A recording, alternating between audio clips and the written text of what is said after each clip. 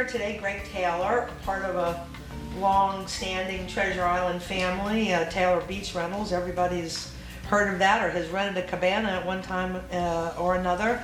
So just why don't we start with where y'all lived before you came to Florida, and you know, the connection with Treasure Island. I know your dad had a connection with downtown St. Pete as well. Okay, well, I was born and raised here in St. Pete, Mountain Park Hospital. When I was young, up till I was 4, we lived in Bayview Trailer Park, which was across from what the Veterans Hospital in Bay Pines, right there. When I was 4, we moved on Isle of Palms on 3rd Street, and my family with my sister, my mom, and my dad. My dad was originally from Dallas, Texas. My mom was from just north of Birmingham, Alabama. And my sister, of course, was born here as well. My dad became familiar with this area back in the 40s when he was stationed here during the war. Down at Bayboro Harbor, what's now near Albert Whitted Airfield. And he signed up for the U.S. Maritime Service, which is, I believe it's a division of the Merchant Marines. And there was 2 Liberty ships that docked there. And my dad was put in charge of all the athletic department. And so he was the exercise instructor for all the guys. He led them in their morning, their exercises. He was also boxing and swim coach there for a while, and it was a training base. When he was on ship, they made him a ship medic. He had some medical school, and he also had some training there before the war. And my dad got familiar with Treasure Island because on some weekends he would bring the guys out that were in training. He had have an obstacle course set up on the beach, and he would run like 1,000 guys through at a time. Of course, he'd run it with them. My dad was quite a physical specimen himself. Yes, yeah. And that's how he got familiar with. And of course, back then he said there wasn't nothing out there except some wooden cottages and a couple of restaurant, bathhouse type places on the beach. And that was, before you had block buildings built on Treasure Island. But that's how he got familiar with the area, was during that time. So whereabouts, like kind of where Municipal Beach is now? Is that where they would go, or just when they would have their obstacle course, or just anywhere? I believe it was probably on the central portion of the beach. The central part, right? Probably central to north central area. Like I said, my dad was quite an athlete. In '44, he was in the Olympic trials, and he took 3rd place in the region. So he just missed that Olympics. In gymnastics was his specialty. Wow. And he was on a couple of tours. I think he went to Italy once on one of the Liberty ships. And then at the end of the war, he actually went through the Panama Canal, and my dad was actually in the Bay of Japan when they dropped the bomb on Hiroshima. He saw the blast go off. They had to wear special goggles, and of course, Japan surrendered shortly after that. So by the time my dad got back here, the war was over. Right. And so. Now, he mentioned to you about some of the old structures and the wood. He had heard where that wood might have come from to build the houses? Yeah, there was, this is what he told me. He said that there was a couple of, one of them was a restaurant and bathhouse and a hotel, and the other was thinking about where the Bilmar is today. The other one was up what we call Sunshine Beach, or what we used to call that. Yes. That was really the 2 really only places. In addition to that, there was some wooden cottages, just very sparse.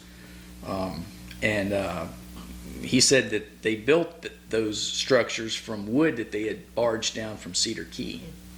And you think that's kind of like around the middle 40s? What time frame do you think of? Yeah, this was, I think he arrived here, he signed up. They said it takes 8 guys on on the shore to put, or something like that, to put, or yeah, 8 guys on the shore to put 1 on the ship. So he thought he'd be one of those on the shore. So he signed up, I believe it was in 41. So 41, and like I said, and the war was over in 46 or 45. And when he got back here, it was over. But it was those years in there that he would go out and did the athletic instruction and that type of thing. There's some old photos of some kind of beach club structures that were right around that area. I'll have to see if I can find them later. That could be part of what he was talking about there, and they're gone now. But it's definitely in the 40s because you can kind of tell from some of the cars and Right. the structures. Really interesting about the wood coming down from Cedar Key, which certainly makes sense. There was a lot of wood before they were making pencils. They certainly had a lot of cedar on Cedar Key. Yeah, it makes that's a, true. makes a lot of Yeah. sense that that's where they would have come Yeah, from. Cypress too. I think they used some And of that. Cypress, yes, a lot of Cypress as well. All right, so then where did they go from there? I know he was hooked up with the city of St. Pete for a while, lifeguard, right, downtown, or no? Yeah, well, my dad, when the war was over, he tried out for trapeze catcher for Ringling Brothers, Wow. and he didn't like. He was afraid of heights ever since he was a kid, and so he had to kind of back out of that. But he met the Machino family that did all the acrobatical and some of the trapeze stuff. And of course, my dad being a gymnast himself, that was sort of a natural with the tumbling and all that stuff. And he used to go out to the beach and build, human pyramids and all kinds of stuff, and all kinds of different things. Sure. Human flags, one-arm chin-ups. But anyway, so I lost my train of thought. But Now, the Machino family, they're the ones that had the trapeze? Because they had on Treasure Island. I think, wasn't that still part of that same family? That the girls would be practicing on the trapeze? Right on Gulf Boulevard on Yeah. the east side of the street. I think that's their name, the Machino Yeah, I family, think right? it was Yeah. Rico and his wife and their kids, and they were all involved in that tumbling and doing all Right. that kind of stuff on the beach. But anyway, my dad, at the time he was married to Maxine, dance partner. She liked to dance, and of course he did as well. But they ended up working up in what they call an adagio dance routine, and they ended up taking it on the road for 7 years. My dad was in show business. Wow. They were billed as Twinkle and Taylor was their stage wow. names, and it was an adagio, so it was a dance routine with a lot of lifts, so it was kind of acrobatical, and Ballet. they got to meet some huge, celebrities of the day. My dad said they had to live like nomads. They pulled everything they owned in a trailer behind their Cadillac. Now, this They're- is before you were born? Oh yeah, So this this is before my This mom. is before your mom. Yes, Okay, way so this is before. Yeah. Right, gotcha. And they had to, their booking agent would call them and say, you got to, mostly they played the Midwest, but it had to be at different towns on different weekends, so they, nomadic life really. Well, my dad was happened to be back here in St. Pete, 1952, and was playing down at the Vinoy Hotel in the ballroom, Ah. still there, of With course. Twinkle and Taylor. Yeah. Okay. Yeah. And and after the show was over, this guy came up, introduced himself. He said, "My name's Jack Purrier." He said, "I'm the head of the recreation department for the city of St. Pete." He said, "Taylor, if you ever get out of show business," he said, "come down, I'll put you to work." So as it worked out, my dad and Maxine, they split up in 53, and my dad ended up in a Arthur Murray dance studio in Birmingham, Alabama, where he met my mom. She signed up for dance classes, and they met. They ended up getting married, and then moving back to St. Pete. So. And what's her name, your mom? Faye. Faye. Yes.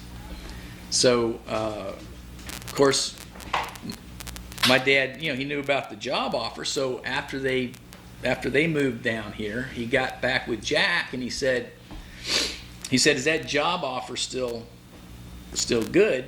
And Jack said, yeah, but he said, we're not quite ready for you yet. At the time, they were just building the Northwest and Northeast Youth Centers in St. Pete. And Jack said, but let me find you something temporarily. So he looked on his roster and he said, how about lifeguard? You know, because my dad's background, you know, swim coach and all that. Yeah. So it was a shoe-in. So my dad said, yeah, I'll do that. I'll take that job. Well, they had just opened the municipal beach on Treasure Island in '53. And I think there's only one, they had a lifeguard, but my dad was basically the second lifeguard that they had there. But anyway, so my dad agreed to that until, you know, the recreation job got ready to go. So my dad landed out there, and as a side business to pick up extra money, my dad started renting umbrellas, chairs, and paddle boards on the beach there, on the municipal beach. And then later on, while he was there, he did, he taught weight trimming. He had a weightlifting club. He had a platform on the beach. He had like 3 high bars, like a weightlifting deck platform and that. And like I said, that was the municipal beach, you know, in the 60s. I mean, it was like, if you were anybody, if you lived in St. Pete, you were on the beach on the weekends, because that was the place to be. That was it. And my dad was like the host, you know, because that was his thing. Right. So, you know, and he was, you know, like I said, he was lifeguard. For 5 years he was lifeguard. And then he, you know, he kept doing, of course, the rentals.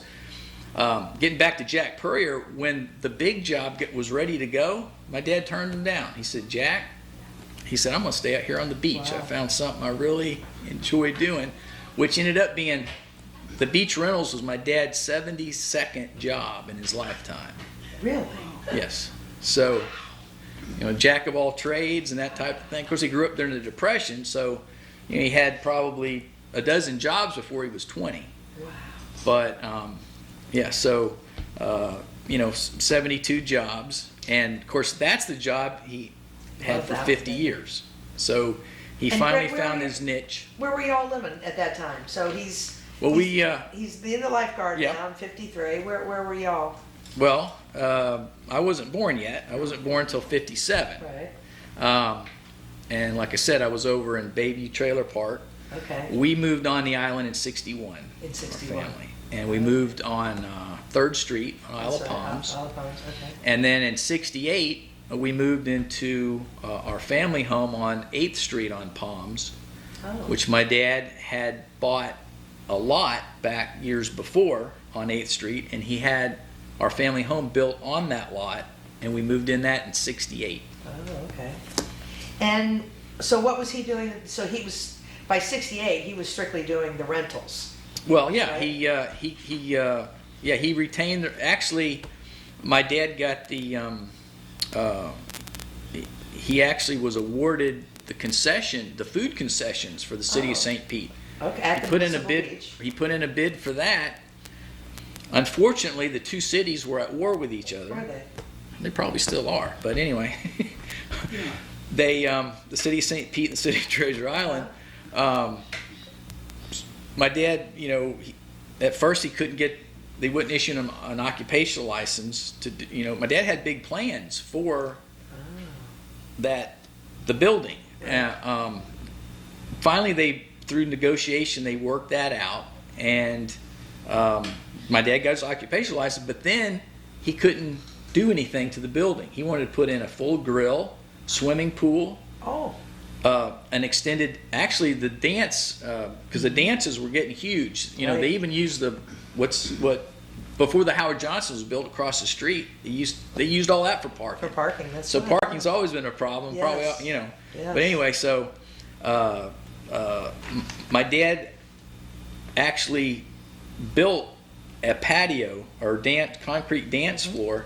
Was going to put a roof on it too. Had the posts in the concrete, put the roof on, and the city of Treasure Island shut them down because it comes under their building codes.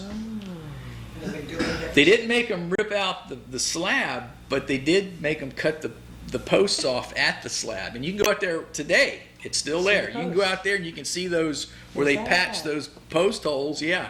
Now, what year would that have been, Greg? What That would have been in 60, 63, 64. Okay, because 63 was when everybody was dancing on that slab, for Right. sure. Yeah. And it was so it in was that. right around that time. Okay. Yeah, it was right in that area. Wow. And like I said, so my dad not being able to do what he really wanted to do there, he backed out. Of course, the city of St. Pete understood that because you can't do it. So the city of St. Pete took back over the food concessions and all that, but my dad retained doing the beach rentals out on the beach. And I think it was in 64, there was another beach service that operated on Treasure Island. So it had been on either side of where my dad was. And my dad noticed that the northern area, so north of the municipal beach, was not being operated. It was closed, not being operated.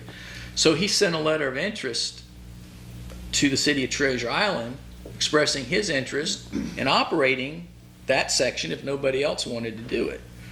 And as it worked out, I think the city, they either put it out for bid or there was maybe a renewal from the other company and they didn't come through with it or something. But anyway, my dad ended up winning the bid to do the concessions on Treasure Island in 65.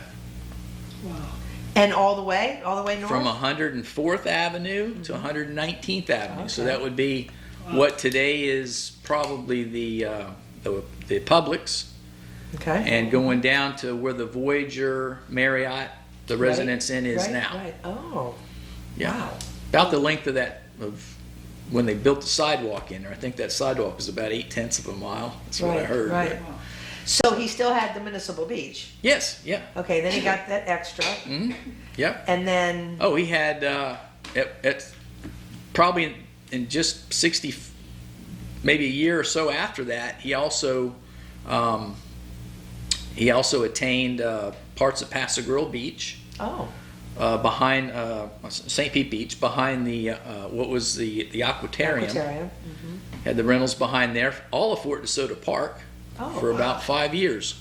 My dad operated all of Fort DeSoto Park. So he had quite a crew. I mean, there must have been. He had 15 guys. 15. He had 15 workers at one time. Most of those guys were local youths that were here. Sometimes some of them show up on the beach now, and they're like, man, that summer I worked for your dad at Fort DeSoto, that was the best year of best job I ever had. Really? Best year of my life. Yeah. Wow. So my dad would take in, some of these guys were in a little trouble, they'd maybe gotten, they weren't your perfect, citizen or whatever, but my dad was always wanting to give somebody an extra, second chance. Now some of the guys were good right from the beginning, but like I said, a lot of them were local guys, and usually, younger, probably, high school to college age guys, and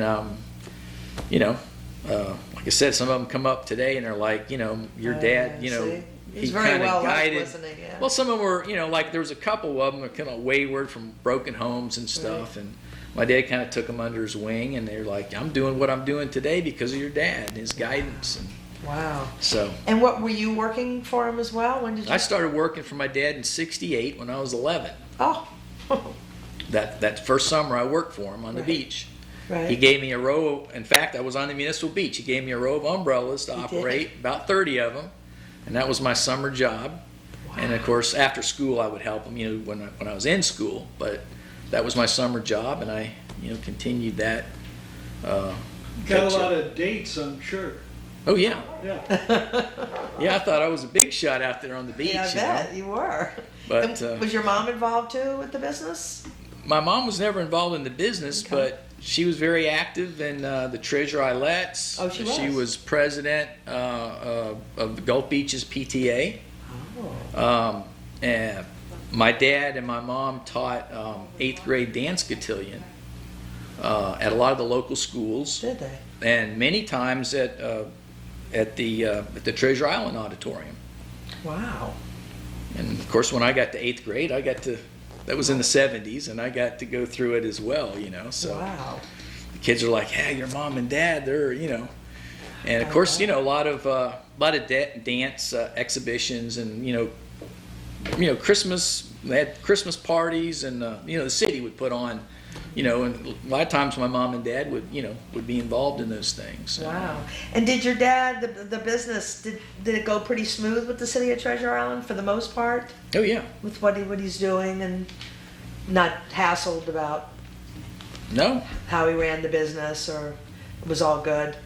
Yeah, pretty much. I think at one point there was. I don't even think we even had a complaint against us for many years on the Wow. beach. So, my dad was the type, being he had the show business background and that he was, always, kind of hamming it up with people on the beach, and quite, social type, Sure. and joking around. He always tried to get people, he always had these jokes and get people to laugh, yeah. and my dad, he thoroughly enjoyed, and that was his philosophy. If you Right. find something, He you was find lucky, something yeah. that you're good at. That's and if right. you can make it, and Isn't that great to be able to work at a job you love? absolutely, yeah. Now, was he still doing the weightlifting and the volleyball and all, or had that kind of Oh. went away, what, in the late 60s maybe, or something, all that? I think my dad, he probably, I remember him working out, up until he was in his 60s, but not like in that level. On the or beach anything. there, But, yeah, my dad was stayed in pretty good shape, and Tell me when his birthday was. Valentine's Day. Oh, it was? Oh, yeah? Yeah, Oh. yeah. He was born in 1918, and I guess he would have been 100 yesterday. My dad was 1918 as well. Oh, it would have been 100, that's Yeah, right. 1918. So, Wow, yeah, he was a Valentine's baby. wow. But, So, what about the storms? I think you and I had talked about Gladys. Didn't that do some? You had mentioned of course, that one in particular. when I was about 3, 1960, we had Hurricane Donna. Donna. I can remember my dad's. That was one of those, and we had a similar phenomenon that we did with this last one, Irma, with the fact that the tide went out. It all got sucked out. My dad, he used the first vehicle he had on the beach there was a 1957 Willys Jeep. Oh, And he said that actually, when Donna was coming up, we had a super low tide first, and he actually drove out. The shoreline was way out, Wow. and people were walking, because it was kind of, Eerie. yeah, and then of course with that one, we got on the backside, the tide came in, it came in because the winds came from the other direction. So. But anyway, so yeah, Donna, and I think 68 was Gladys, and that caused us a little trouble. There was a lot of the shuffleboard courts and stuff behind the Bilmar and Thunderbird area, they got demolished in that storm. 72, we had Agnes. Agnes, that was another bad one, wasn't it? That's one that the locals remember quite a bit. Of course, Elena in 85. And of course, in 93, we had that winter storm, and it wasn't a tropical storm, but we had quite a tide from it. And I think a lot of cars that were parked in motels had their windows shattered Did they? from the gravel coming off the roofs of the motels. Wow. That was that winter. Josephine, wasn't it? Wow. And that was in 96. Oh, okay. Yeah. And I was going to talk about her next because Go ahead. that's the one I remember probably the most. That's Right. probably the last time we had what I call a washover, where the Gulf meets the Bay. And even though it was a tropical storm, that thing Wow. packed a punch. So Wow. Yeah. So what do you remember about that in particular? I mean, obviously people evacuated, or no, they didn't. no, because it was a storm. It wasn't a hurricane. in fact, it was up. I think it made landfall up around St. Mark's. Okay. But yeah, there was really not much, and that's the ones that always get you. The ones that there's no warning. It's Right. the ones that you got, Oh, the ones that are a week, prepared right? for Right. and strip the beach and everything, Nothing. nothing. And then it's the surprise. Like the winter storm in '93, there was no tide predicted in that. Wow. That's the one Close that the dumped. island for Elena? You couldn't get back on the island without the national Well, guard? Elena, right? They did evacuate for that, but they thought that was going to, hit up Panhandle or west of the Panhandle, but it kind of made that curve in, that right hand turn, and then, and it set out there for really 2 days. It did. So people even went to shelters. They ran out of food, and that was it was kind of bad, but. Now, Yeah, those- so in the early days and even now, what happened? What do you do with all the equipment? Where does that go at night? It just stays there and like, Oh, at night, yeah, yeah. like when you take everything down. all On a the- normal day, yeah, our umbrellas, we collect those up and we put them in corrals. We have corrals on the beach. I So lock 'em they up. stay on the beach all the time. Yeah. Free. Well, And then what happens with these storms? And everything has to. everything comes off. So what do you do If with you- all that then? Well, I put it in my son and daughter's backyards, my girlfriend's backyard, What a project. my friends' garages, anywhere I can. Yeah. Off the island. Yeah. Wow. Yeah, it's quite a chore, put it that way. So, So let's talk about you coming into the business. So how did all that? Did you? I just, like I said, I grew up in the business, Right. so I You was just stayed in it. pretty much. Pretty Yeah, much. yeah, and I have a sister. She's not really interested in the business. She helped out a little bit when she was younger, but she joined the Air Force and she married a pilot in the Air Force. He's now retired lieutenant colonel, and she lives up in South Carolina. Oh. She had two daughters, my nieces. And where you live? You still on TI or? Yes, yeah. Uh-huh. I live on Capri right now. You're on Capri. I love Capri. Of course, growing up here, I had a lot of friends that lived, on both islands. Played baseball, Little League, of course, over at Roselli Park. And when I was, growing up here, I remember, back in the 60s, I remember, I used to do a lot of spear fishing with just a hand spear. And I remember that back then there was probably as many vacant lots as there was homes on Sure, the islands. right, yeah. So it was easy to negotiate, the seawalls and stuff. And I remember when they dredged that last finger up and on Isla Capri. I remember going over there and finding a lot of fossils. You did. We've had several people talk about fossils. A lot of fossils. And Yeah. when they did that first dredging project on the beach in '69, Right. they started at about what's now about the Bilmar area, Okay. and they went south down to the pass, Blind Pass, and they dug a series of pits just offshore with a suction dredge, and they were going down. They were digging these pits. They were going down deep enough. They got in that fossil layer, There it is. and I was finding all kinds of horse, Or teeth and. horse teeth Yeah. and mastodon. Right. Saber-toothed cat, Pleistocene, Ice Age type Yes. animals. Did you save any of it? Do you still have some of that stuff?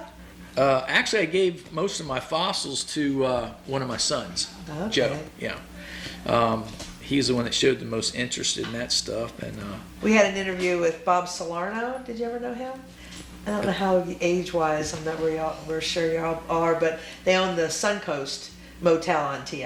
Okay. His family. yeah, And he bought a big mastodon tooth. I guess it was a tooth. Was that a tooth? And talked about that as well. His grandmother would go out early every morning and just get incredible things off the beach. yeah. Well, in that time area, it was quite a bit of that was found, Wow. there, and some Spanish stuff too. Some Really? pieces of 8, some gold doubloons. Really? And Mm-hmm. did you find that on Isle Capri as well? That last finger you were talking about? Is that where a lot of that was, or more of that was on the Gulf side? The doubloons. Well, Well, I didn't find any gold doubloons, but I mean there was some found. There you was know. some found. Yeah, that wasn't on Capri. That was on the beach. On the beach.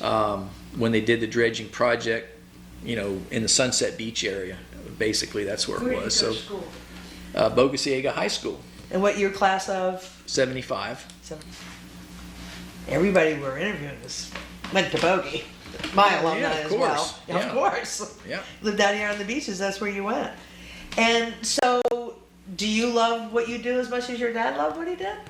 Yes, I don't know if I love it as much as him. I'm not as much of a social person as he was, but I definitely enjoy the work. And it's being your own boss, and it's good. Now, And do you I like still- being outside too. Do you? so, Oh, yeah, there you go. so. And now, do you still do Pass a Girl or any of that, Fort DeSoto and stuff, or is it pretty much? Back in I guess it was about the early '70s, my dad drew back from the other areas, Fort DeSoto and Pass a Girl, and some of the other beaches that he had, and it was basically we just had the Treasure Island location for many, many years after that. Currently, well, actually about 5 years ago, I took on a couple of partners and I formed another beach service company called Sand Dunes. Oh, And we now have operations in Madeira Beach, oh, St. Pete Beach, and several different spots. The county is where we kind of started with that. The county had some beaches that they didn't have any beach service on their beach, and like the Fort DeSoto? You mean like that? Or? well, it was actually the Access Park on Madeira Beach, and we got in there first, and they liked what we did so well. When we go into a place, we clean it up. There's a lot of riffraff there, so just the fact that you have a presence there, and That's a good point, right? and How did the sandcastle projects, those 2 years affect? oh yeah, back in I think the first one was in '86. World's largest sand castle on Treasure Island. We had a lot of people that came here, that's for sure. Of course, parking was a fiasco. I don't know if a lot of the business owners liked it or not, yeah. because It's been an issue. they took up the parking spot, so they're so. And used all their toilet paper in their bathrooms and didn't buy a drink. Well, that's always kind of been the thing, but they built the one, and then I guess it got disqualified because it had a piece of wood in it or a piece of form. That's what I heard. Oh. And then they built one then the following year in '87, even bigger. That was, I think, called Atlantis. Right. The first one was called, I think, Blackbeard's Castle or something like that. But yeah, it definitely attracted a huge amount of people. I mean, they came in by the bus loads, and they had the tours, and then It's of really course unique to the other begin one they with, had the wasn't it? light show, and Yeah, wow. it was quite a feat. A lot of sand. They moved a lot of sand with those dozers. Yeah. So you're class of 75, so where were you all hanging out? Were you coming down to Sunset hanging out? Or I know you were working. Oh, you mean back then? Yeah, like a high school guy. Yeah, we T&J's over in a little pizza place over there on Blind Pass Road. Used to hang out there, and What was it called? T&J's? yeah, Oh, I don't remember. On Blind Pass. yeah, they're just they're almost to the corner there where you turn to go back to. Huh. Yeah, there's a little place in there. It's not there anymore. I mean, No, actually, I I'm think sorry. it is still there, but it's not. It's not. Really? Yeah. Blind Pass. But it was a little place we used to hang out. But back then, I mean, Steak and Shake. Used to cruise Steak and Shake.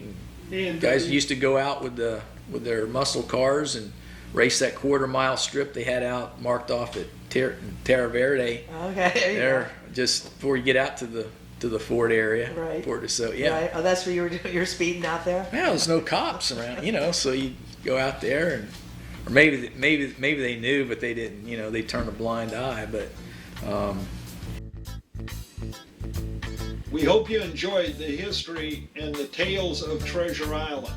There's more to come.